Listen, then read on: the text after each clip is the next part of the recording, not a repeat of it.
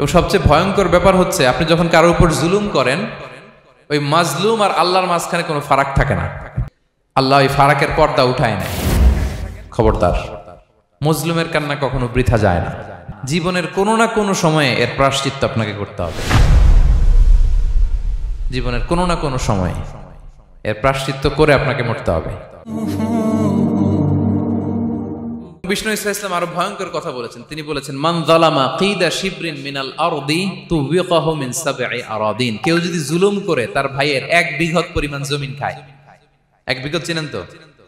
এই যে আমার এই আঙ্গুল থেকে এই আঙ্গুলটা, এটা টান টান করলে যতটুকু জায়গা, এটার বলে 1 বিঘত। শিবের আরবিতে বলে শিবের।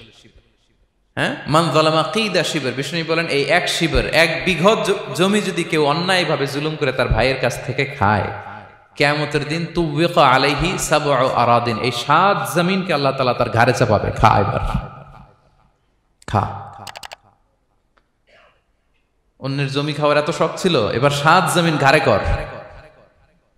কিয়ামতের ময়দানে আপনার দেহটারে বিশাল আকৃতির করা হবে, এই 7 জমিনকে আপনার কাঁধে তুলে দেওয়া হবে। এজন্য আমরা অন্যের রাইটস, অধিকার যেন নষ্ট না করি, কারো উপর যেন জুলুম না করি, কোনোভাবেই না। আমরা নানাভাবে এই জুলুমটা করি। আমরা প্রায় দাদার সম্পত্তি থেকে ফুফুদেরকে বঞ্চিত করি, বাবার সম্পদ থেকে বোনদেরকে বঞ্চিত করি। হ্যাঁ, নিজের ভাই আরেক ভাইকে, আপন ভাই ভাইকে বঞ্চিত করে, জুলুম করে। এরকম দৃশ্যপট আমাদের সমাজে আছে না নাই বলেন তো? কিয়ামতের দিন আল্লাহর সুপ্রিম কোর্টের কাঠগড়ায় হিসেব দিতে হবে। আর এই জালিমদেরকে আল্লাহ তাআলা পছন্দ করেন না। এবং সবচেয়ে ভয়ঙ্কর ব্যাপার হচ্ছে আপনি যখন কারোর উপর জুলুম করেন, ওই মাজলুম আর আল্লাহর মাঝখানে কোনো ফারাক থাকে না। আল্লাহ ওই ফারাকের পর্দা উঠায় নেয়। বিষ্ণু বলেন, ইত্তাকি দাওয়াতাল মাজলুম, তোমরা মজলুমের বদদোয়াকে ভয় করো, খবরদার। কারণ ফাইন্না লাইসা বাইনাহা ওয়া বাইনাল্লাহি হিজাব, তার আর আল্লাহর মাঝে কোনো পর্দা থাকে না। দোয়া করলেই ওটা আরশে যেয়ে কবুল হয়ে যায়। আল্লাহ তাআলার চারিপাশে অনেক পর্দা আছে। কেউ কেউ বলে 70,000 নূরের পর্দা। 70,000টা সহিহ হাদিস দ্বারা সাব্যস্ত না, কিন্তু অসংখ্য অগণিত পর্দা, এবং পর্দাও এটা নূরের পর্দা। আচ্ছা বলেন তো, জানলা দিয়ে বাইরের আলো ঠেকাতে আমরা দেয়ালে জানালায় কি লাগাই?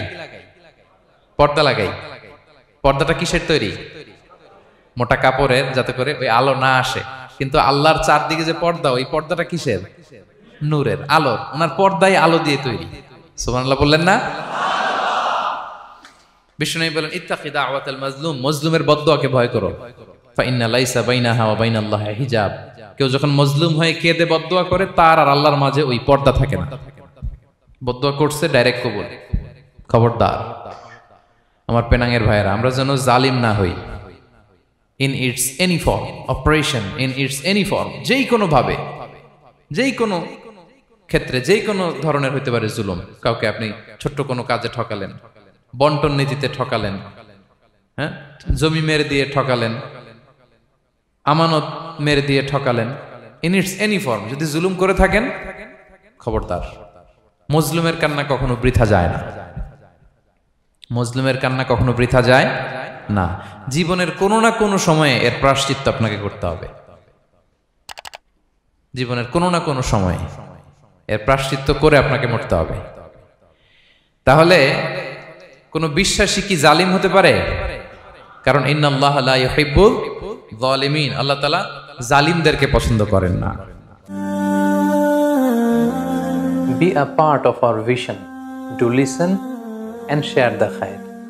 Be with our official social media handle for latest updates.